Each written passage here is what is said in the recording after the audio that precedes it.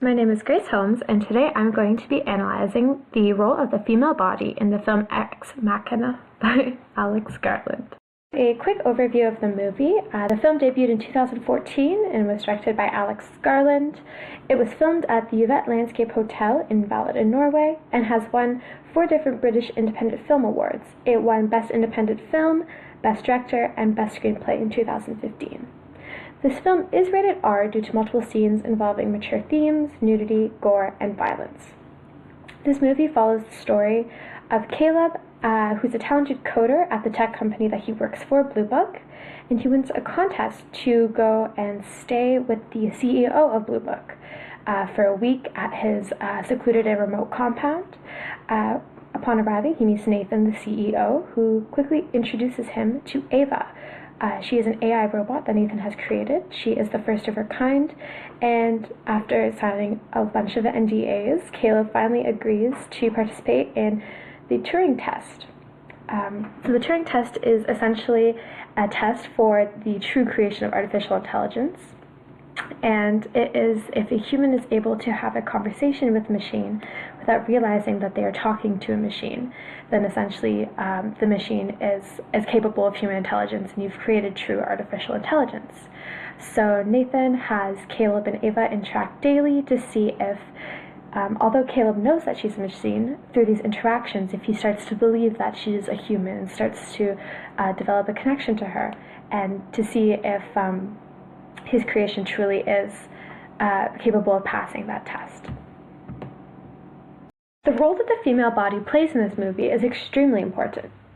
From the sexual manipulation of Caleb to the physical and sexual abuse that Kyoko experiences, this movie highlights very well the male desires and their want to completely control and manipulate the female body in every sphere of life. The humanity and self-worth of these AI robots are in question throughout the entire movie and are still being discussed to this day. However, what is never questioned once is the AI robot's ability to satisfy male desires. This is a terrifying but all too familiar narrative.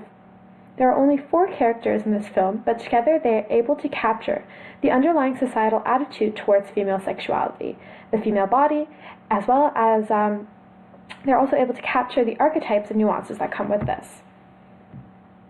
So Nathan and Caleb are the only 2 male characters in this movie, and they're also the first characters we get introduced to. And they both represent very common archetypes seen in men in today's society. Nathan is the typical frat bro. He's extremely arrogant, smug, he drinks a lot, he's casual in the way he expresses himself, he wears a lot of workout gear and says dude and bro, and Nathan can also be quite violent at times. And similar to a typical rich frat bro, Nathan uses his status to forcefully control and abuse the women who surround him to fulfill his desires, whether those desires are sexual or to be the godlike genius who is the first in the world to create AI. Caleb, on the other hand, is the self-proclaimed nice guy. He wants to help Ava escape and seems to be the only person that respects her humanity. However, it's important to note that before Caleb became physically attracted to Ava and fantasized of their future together, he spoke down to her in the same condescending way that Nathan does.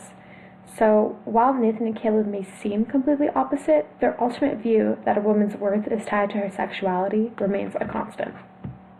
Kyoko is first introduced to the audience by Nathan. He brags that she doesn't speak English, so he can talk about company secrets around her, and so he can verbally abuse her without repercussions.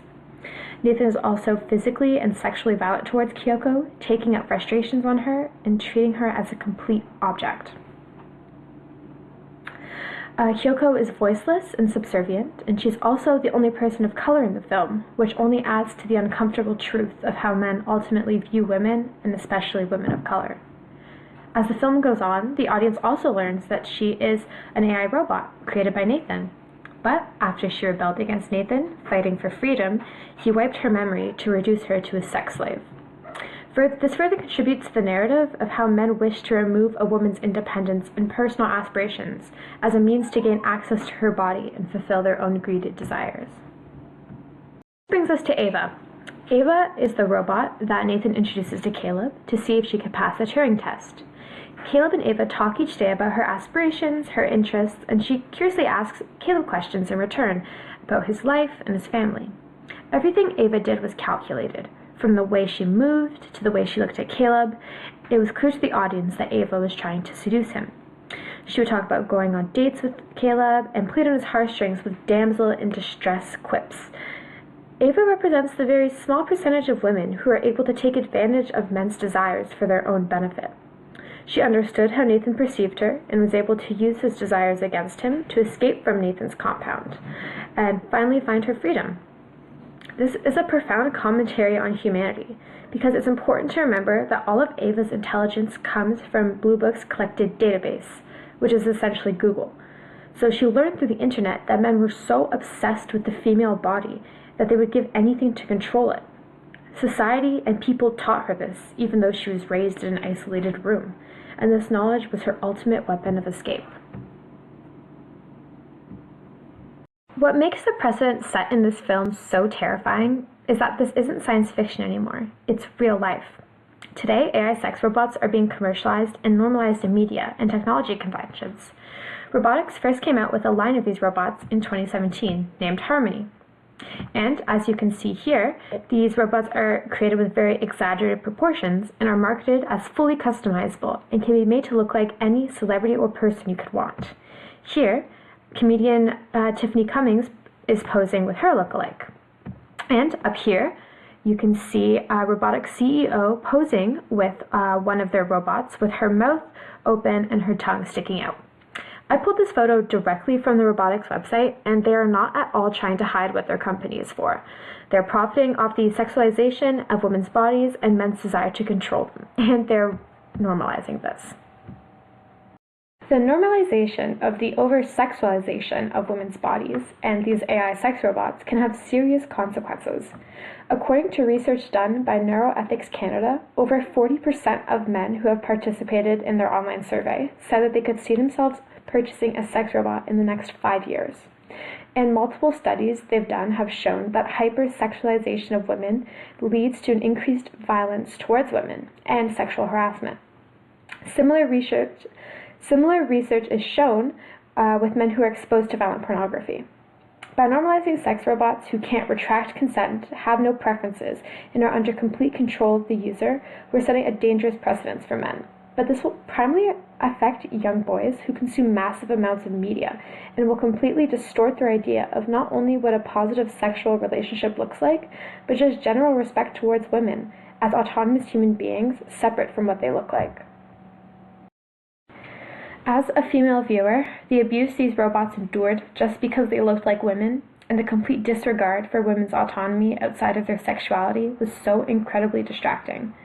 Alex Garland said that this film was supposed to be about human consciousness and what it really means to be human. But honestly, the most human thing about this movie is that men are able to watch it without thinking in the back of their minds that the way these robots are being abused physically and sexually are exactly how society wants to treat them. I didn't take this movie as a warning against AI, I took it as a warning against men, especially rich men, and that they ultimately wish to completely control women and their bodies, and they will create a whole other species to do so. Here is the link to the scholarly source I used. It is the Royal Canadian Society website and their article on how sex robots can increase the potential for gender-based violence. Thank you for listening to my video, and have a great night.